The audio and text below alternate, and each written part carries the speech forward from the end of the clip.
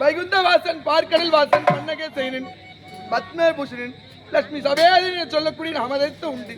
இந்த வைகுந்தத்திலே வைகுந்த வாசன் என பெயர் பெற்று தேவர்களை காப்பதும் அசுரரை அழிப்பதும் தன்னுடைய கடமையாகும். அப்படி இருந்தாலும் தினந்தோறும் என்னை நாடி வரும் பக்தர் அனைவருக்கும் காட்சினை தருவது தன்னுடைய கடமை. இன்று தினத்தில் யார் வருவது என்று பார்க்கலாம்.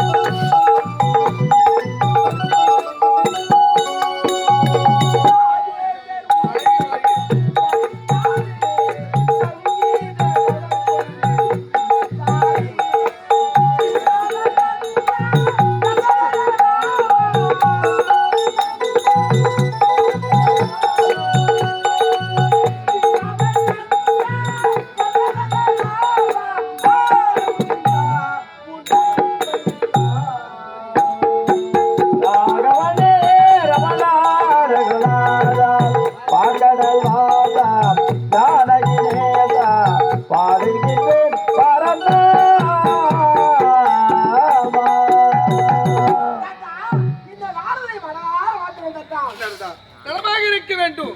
ஆமா உலகை ஆளக்கூடிய தேவேந்திரனும் நீயும் ஒன்று கூடி இந்த வைகுந்தத்திற்கு ஓடி வந்திருக்கின்ற என்றால் யாது உங்களுக்கு குறை நேர்ந்தது? தேவேந்திரன் மட்டும் கிடையாது, தேவாதி தேவர்கள், மூவாதி மூவர்கள், 31 தேவர்கள் அனைவருமே சாரசாரியாக வந்து கொண்டிருக்கிறார்கள். அப்படியா? யாது குறை நேர்ந்தது உங்களுக்கு? இதற்கெல்லாம் காரணம் என்ன தெரியுமா? ரஞ்சிதாவரி கோட்டை ஆளக்கூடிய அதாவது தானாசுரன் என்பவன் அதாவது ஈஸ்வரத்திலே வரமதை பெற்றிருக்கிறான். எப்படிப்பட்ட வரத்தை பெற்றிருக்கின்றான்? அவன் கேட்டதோ ஓர் குண்டலம் தான் கேட்டான். அடடி. ஆனால் ஈஸ்வரன் மனமகிழ்ந்து 6000 குண்டலங்களை தருகிறேன் என்று பரிசாக கொடுத்து விட்டான். பாவமி. அது மட்டும் கிடையாது, நான் இந்த குண்டலத்தை மட்டும் அளித்தது மட்டுமல்லாமல் மார்போடு ஒட்டிய மார்பு கவசமும் உனக்காக தந்தாரி வல்லலாயிற்று கொடுத்து விட்டார். ஆகையினால் வரம் பெற்ற வல்லமை தெரிய வேண்டுமானால் தேவேந்திரன் சிறைபிடித்து தேவர்களையும் சாட்டை கொண்டு வேட்டையாடி விட்டார். ஆகையினால் அரக்கராக பிறந்து விட்டான். வரம் வாங்கும் வரை அமைதியாக இருந்து வர வாங்கி பெற்ற பிறகு தேவர் மூவரையும் சாட்டை கொண்டு வேட்டையாடுவது அரக்கருக்கு சுவாமி, நீங்கள் தான் அந்த தானாசுரனை அழித்து இந்த தேவலோகத்தையும் 33 கோடி தேவர்களையும் காப்பாற்ற எப்படியாவது காப்பாற்றணும் தாத்தா. வேற ஏதாவது வரத்தை கொடுத்திருக்கின்றாரா? அதாவது ஒரு வருட காலம் ஒருவன் தவம் செய்தால் ஒருவன் சென்று ஒரு குண்டலத்தை மட்டும்தான் அறுக்க முடியும். ஒரு குண்டலத்தை அறுக்க வேண்டும் என்றால் ஒரு வருட காலமாக தவம் இருந்துதான் ஒரு வருட காலமாக சமர் செய்தால் ஒரு குண்டலத்தை அறுக்க முடியும். தாத்தா, இது நடக்குமா? இல்ல நடக்குமான்னு கேக்குறேன். ஏனென்றால் ஒரு வருட காலம் தவம் செய்து போய் ஒரு குண்டலத்தை மட்டும்தான் அறுக்க முடியும். இப்படி மாறி மாறி அதாவது ஒருவனே சென்று தவமும் செய்ய வேண்டும், ஒருவனே சென்று குண்டலத்தை அறுக்க வேண்டும். இது எப்படி முடியும்?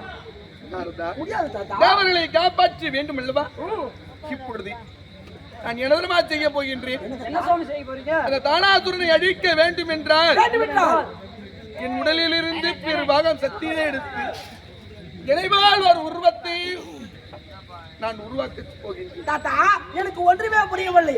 அப்படி ஒருவருடைய காலம் தவம் செய்ய வேண்டுமானால் அந்த ஒரு குண்டலத்தை வரைக்க வேண்டுமானால் உங்களது சக்தியிலிருந்து பாதியாக பிரித்து ஒரு உயிரை படைக்க போயிடலாம். உயிரை படைக்க போகின்றேன். அத்தா, அப்படி என்றால் அந்த உருவத்தை பார்க்க வேண்டும் என்று எனக்கு சந்தேகம் கிடையாது சாமி. தேவேந்திர சந்தேகம். அப்படி எனக்கு ஒரு சந்தேகம், அதை நான் பார்க்க வேண்டும். அப்படி ஆமாம். ஆகட்டும், இப்போதே படைக்கிறேன்.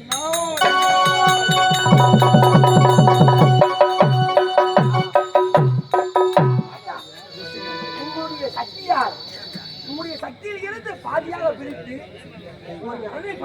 சாமி, சாமி கச்சலையை போல் இருக்கிறது, பேச மாட்டேங்கிறது. உங்களுக்கு அழகா இருக்கிறது. அழகா இருக்கிறது. உண்மைதான். தாத்தாவையில் இருந்து பிரித்து ஒரு உயிரை படைத்து தாத்தா, அது சுவாமி எப்படி போய் தானாசுரனை அழிக்கும்? படைத்தேனே தவிர அவருக்கு உயிரினை கொடுக்கவில்லை. இப்பொழுது பேசும் திறமையும் உயிரையும் கொடுக்கிறேன்.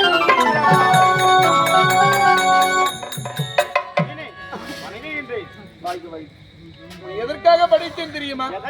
அசுரன் என சொல்லக்கூடிய அசுரனாகப்பட்டவன் 1000 குண்டலத்தை என் மைத்துனனாகப்பட்ட ஈசனை ஒரு தவம் இருந்து பெற்றிருக்கின்றான். ஒரு குண்டலத்தை அறுக்க வேண்டும் என்றால் ஒருவரே தவமும் ஒரு வருட காலம் இருக்க வேண்டும். அவரே சென்று ஒரு வருட காலம் செய்தால் மட்டும்தான் ஒரு குண்டலத்தை அறுக்க முடியும். ஓர் குண்டலத்தை அறுப்பதென்றால் ஒரு வருட காலம் தவத்தில் இருக்க வேண்டும், அவனிடத்திலே சமரிக்கு செல்ல வேண்டும். ஆகையால் ஒருவனால் முடியாது என்பதால் தங்களுடைய இட பாகத்தில் இருக்கக்கூடிய என்னை பிரித்திருக்கின்றீர்கள். அதற்காக படித்திருக்கின்றேன். ஆமாம், ஒரு உயிரினை படித்து விட்டோம், அதற்கு பெயரினை ஒன்று சுட்ட வேண்டும் அல்லவா? உண்மைதான். ஒரு பொருள் என்றால் அதற்கு பெயரிட்டால் தான் அந்த பொருள் நல்ல முறையில் இருக்கும். மனிதனாக படித்து விட்டீர்கள், எனக்கு என்ன பெயர் நீங்களே சுட்ட? நாராயணன் என சொல்லக்கூடிய என் உடலில் இருந்து பிரிந்ததால் ஆகையால் இன்று முதல் நரன் என சொல்லக்கூடிய பெயரினை நரன் நாராயணன். நரன் நாராயணன். நரனும் நாராயணும் வேறு கிடையாது, இருவரும் ஒன்றியேதான். என்ன ஒரு அருமையான திருக்காட்சி. நாராயணகரி நாராயணகரி நாராயணகரி